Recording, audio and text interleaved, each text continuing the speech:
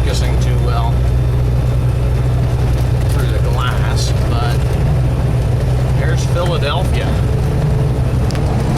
I'm on Route 95, headed down through Philadelphia.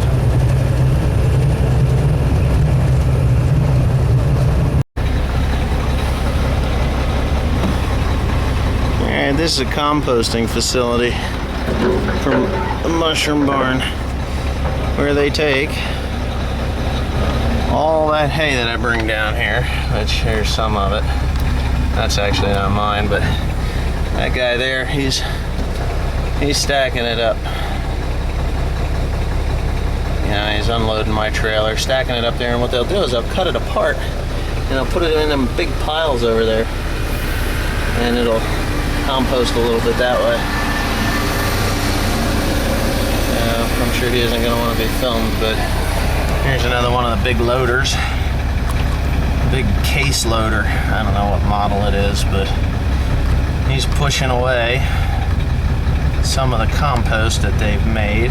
What is that model number? But I guess it don't matter. 951E, I believe.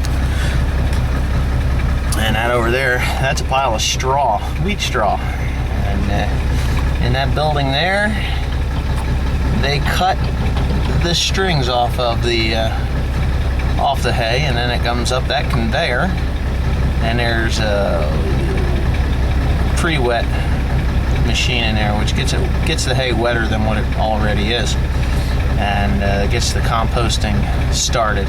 As you can see, he's got some bales that are squishy and all broken up right there, so you put them under that, and I'll scoop them up and put them on the piles later. And there, let me see if I can get that dumpster is full of baling twine. That's what they take off the bales of hay. You can see it all there.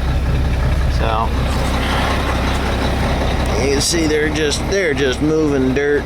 Well, not dirt, but composting material. There's chicken manure, there's horse manure, there's cocoa hulls, there's cottonseed hulls, all sorts of stuff in there. Here it comes again. It's an 821E. That's what model it is. Now, you can see in those bins there's some other commodities like the cocoa hulls.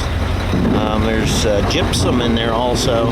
Cottonseed hulls are down on the end. All kinds of things that go on here. Over there's a machine, they call it a turner, which chews up the hay and the compost. You see there's the engine, it has a cab on it, and it goes like 1/3 of a mile an hour, maybe not even 1/4 of a mile an hour as it goes through the hay. Yeah, really an interesting facility here. And there they are pushing this compost. They're removing what they call a rick pile. And that has everything in it that is used to grow mushrooms. I think it goes into another pile. They're pushing it into another pile somewhere to break down a little bit more, maybe another week, and then it'll be put into the barn. Yeah, they put this in, then they cover it with peat moss and set the spawn. Then it turns into like the spider webs all across the whole thing. As the spawn, it goes out across the bed. Then they cover it with more peat moss, and then they put this burlap over top of it, if I'm correct. I'm not 100% sure, but I think that's exactly the way it works. And then when the mushrooms start to grow, they pull the burlap off, and then they harvest mushrooms for, I believe, 28 days off of them beds.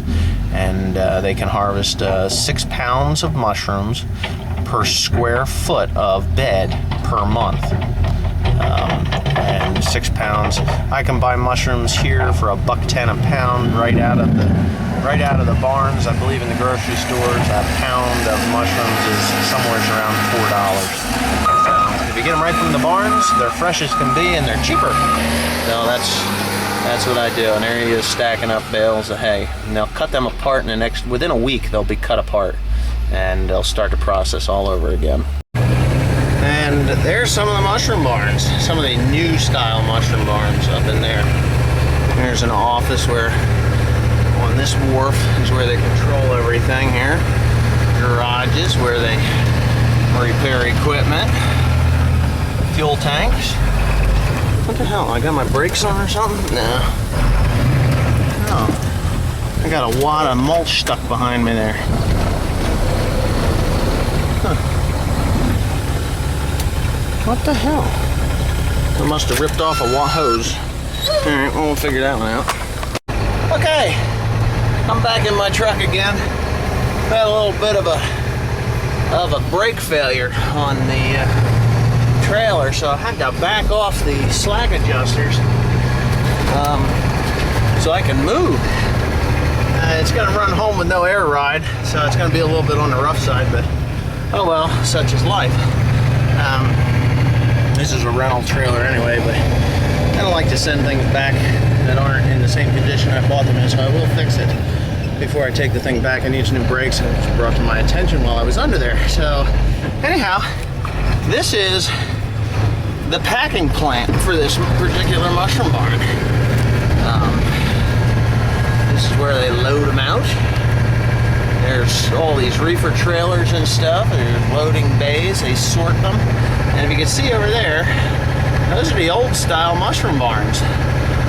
There's literally thousands and thousands of them things around here in this area of the world. I'm in Kennett Square, actually Tough Kenneman, Kennett Square. But anyways, I gotta get out here and then I'll finish the video on that. Hey, you can see the refrigeration units that are there because you have to keep mushrooms cool. They don't grow well when it's blistering hot here in the summertime. So they have those refrigeration units, and this is just along the driveway to go back to the main barn, the main farm where the composting facility and all are. There's the fronts of those. That is the company, Modern Mushroom Farms.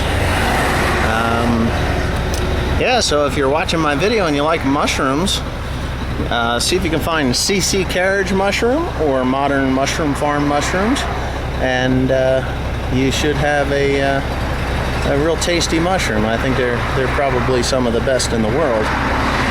I'm not just saying that because I sell my hay to them. I'm saying it because I've had their mushrooms.